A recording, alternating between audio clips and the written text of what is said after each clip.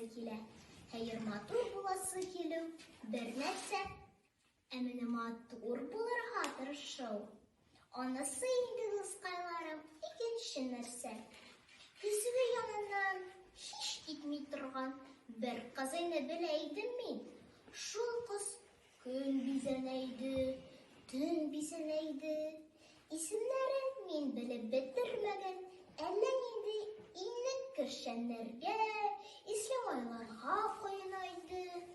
Өйдә бер эштә эшләми, әнисе уфва килә, төгендә чаба, монда йөгерә.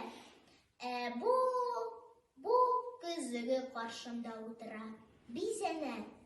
Бер көнне көзгедәге сурәтенә бик тәкләп карап утырды да бу, яшелле зәңгәрле тавышлар чыгарып, җыр сузып җибәрде.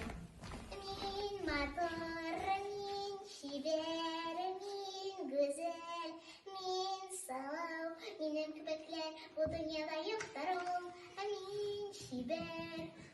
Сабыр гына тыңлап торды да көзге, үз-үзен тыя алмыйча, син бик ямьсез кыз, дип әйтеп ташлады моңа.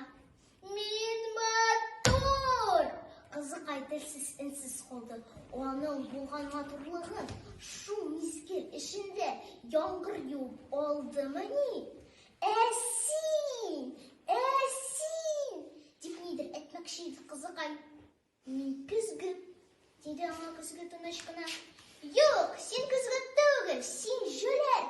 Һәм ярсуына кулына эләккән ислемой шешәсе көзгегә ыргытты. Көзгегә үпкәләмә, дип кычкырып өлгерде көзге. Һәм вак-вак кыйпылчыкларга таркалып, чылтырап идәнгә коелды.